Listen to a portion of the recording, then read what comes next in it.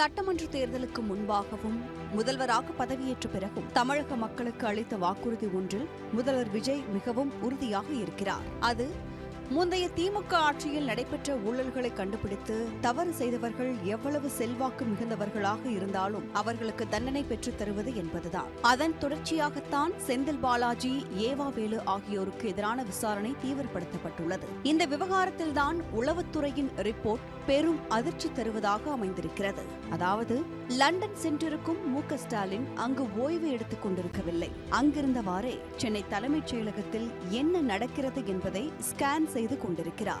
முந்தைய திமுக ஆட்சியில் செல்வாக்குடன் வலம் வந்த அக்கட்சியின் ஆதரவாளர்களான உயர் அதிகாரிகளில் சிலர் தற்போதைய தாவேக அரசிலும் நிதி, வருவாய், நகராட்சி நிர்வாகம், ஊரக வளர்ச்சி, பொதுப்பணி, நெடுஞ்சாலை, பள்ளி மற்றும் உயர்கல்வி, செய்தித்துறை என பல துறைகளில் முக்கிய பொறுப்புகளை வகித்து வருகிறார்கள்.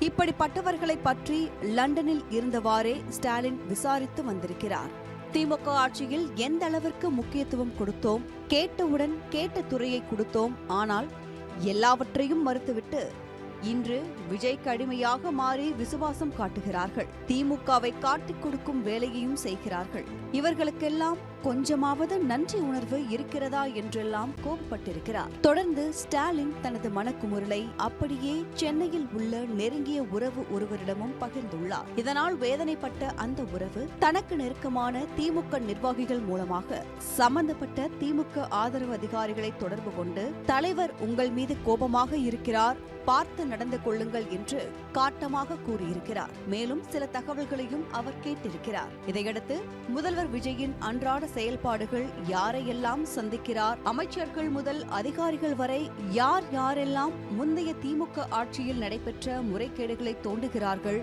நட்பு வட்டாரங்களுக்கு அளிக்கப்பட்டிருக்கும் வேலைகள், டெண்டர் விவரங்கள், இவை அனைத்துமே தலைமைச் செயலகத்தில் இருக்கும் திமுக விசுவாசி அதிகாரிகள் திமுக மேலிடத்திற்கு தகவல் அனுப்பி வருகிறார்கள். இதை முதல்வருக்கு உளவுத்துறை சுட்டிக்காட்டியிருக்கிறது. அதன் அடிப்படையில்தான் சில நாட்களுக்கு முன்பு அருண் IPS உள்பட சீனியர் IAS அதிகாரிகள் சிலரும் டம்மி பதவிகளுக்கு மாற்றப்பட்டனர். இப்படி அதிகாரிகளின் துரோகத்தை கண்டு ஆவேசமாகி உள்ள முதல்வர் விஜயின் நட்பு வட்டாரம் முந்தைய ஆட்சியில் நடந்த ஊழல்களை அம்பலப்படுத்தி திமுக மாஜி அமைச்சர்களை விசாரணை வளையத்திற்குள் கொண்டுவர துடித்துக் கொண்டிருக்கிறது என்பதையே தலைமைச் செயலக வட்டாரத்தில் பேசிக் கொள்கிறார்கள்.